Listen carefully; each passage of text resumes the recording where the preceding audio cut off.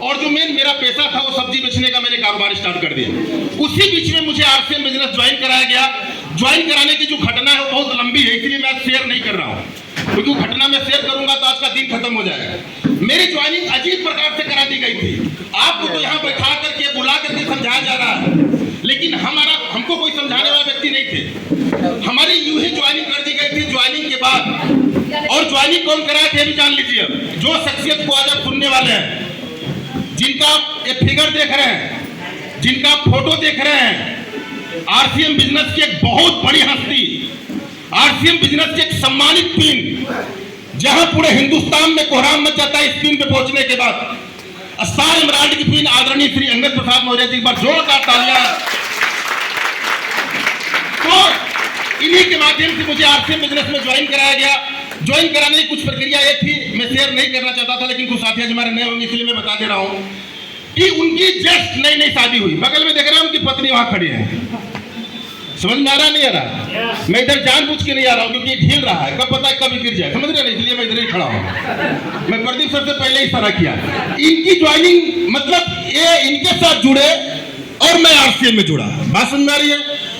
इनकी शादी ही मेरी ज्वाइनिंग बनी आरसीएम बिजनेस में, क्योंकि उस समय आरसीएम बिजनेस में ज्वाइनिंग फ्री में नहीं होता था। उस समय 2500, 5000, 1890 के कपड़ा खरीदना पड़ता था, और शायद वो हैसियत उनके पास भी नहीं थी या मेरे पास भी नहीं थी कि वो पैसा देकर के हम लोग ज्वाइन करा पाए। लेकिन जैसे उनकी शादी हुई, हमारे यहाँ हिंदू धर्म में एक रिवाज है तीज भेजने का। यस या नो? कौन बात कर रहे हैं? बच्चों को माफ है लेकिन आदमी को माफ नहीं, ठीक है? हमारे यहाँ एक रिवाज है तीज भेजने का। तीज भेजने के लिए कुछ साड़ियों खरीदने की जरूरत थी, कुछ सामान खरीदा जाता है। मैडम आप लोग तो जानते होंगे अच्छी तरीके से, मानते हैं कि नहीं मानते हैं? तो एक घर में गए, शायद पिताजी से बोल दिए कि साड़ी हम ही खरीद के लाएंगे, समझ रहे हैं ना?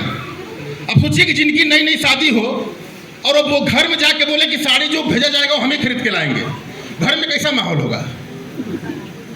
कैसा होगा? समझिए, आप समझदार हैं। घर में माहौल कुछ गड़बड़ समझ में आने लगा कि शादी हुई, अभी नया आदमी बदल गया, आगे चल के क्या करेगा, समझ रहे? बात कयामत तक पहुंच गई। लेकिन ये भी अपने जिद पे अड़े थे, और पिताजी भी हमारे बड़े सीधे साधे आदमी हो, पैसा दे बोले जाओ तुमको जो करना कर लो। और चंदौली पिकअप सेंटर पे गिनी चुनी 5-6 साड़ी थी, मुझे याद है आज भी, और वो भी कई साल पुरानी थी, कई साल पुरानी, मतलब हजारों बार उसको उल्टा पलटा गया था, समझ रहे हैं? अगर साड़ी को सही ढंग से ला के अगर पानी में डाल के निकाल दीजिए ना, तो पूरा पानी का पानी नाली के पानी जैसा हो जाए। समझाना क्या चाहते इस बात को समझिए। वो खराब साड़ी खरीद के लाए, घर में रख के चले गए, और तब तक चले गए जब तक कि उसको भेज न दिया जाए। और घर वाले भी शायद उसे ही जिद्दी थे, मैं तो सुनी हुई बात बता रहा हूँ, शायद उसी को भेज दिए। शायद ले जाने वाला व्यक्ति मैं था या कोई और परिवार में आदमी था, मुझे याद से ढंग से नहीं आ रहा है, लेकिन शायद हम ही लोग थे।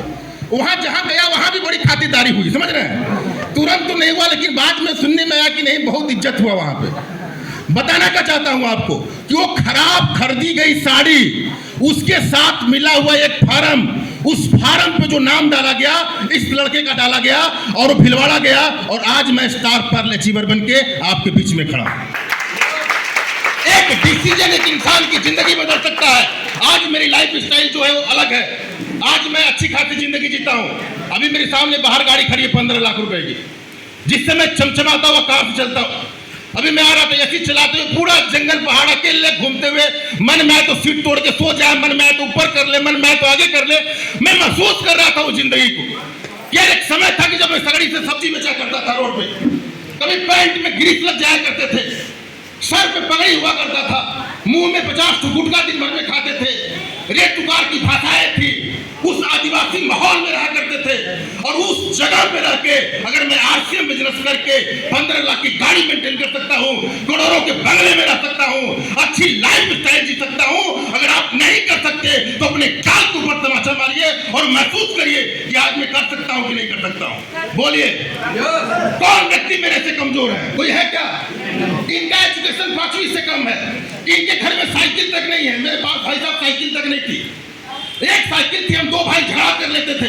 वो स्कूल लेके जाए कि हम आरसीएम करें, कि सब्जी बेचने लेके जाए, कि आटा पिसाने लेके जाए, कि चावल कुटाने लेके जाए, ऐसी समस्याएं घर में थी उस साइकिल को लेकर के। अरे आज आपका हालात, स्थिति सब कुछ अच्छा है और नहीं कुछ आपके जिंदगी में है, तो है भूख। भूख सिर्फ पैसे की भूख नहीं है, चाहत नहीं है आपके पास पैसे की, सिंपल जिंदगी जी के मर जाना चाहते हैं हम लोग। देखिए मैं बात थोड़ा कड़वी बोलता हूँ, अगर लग भी जाए ना तो जिंदगी में उतार लीजिए, साथ जिंदगी बदल जाता।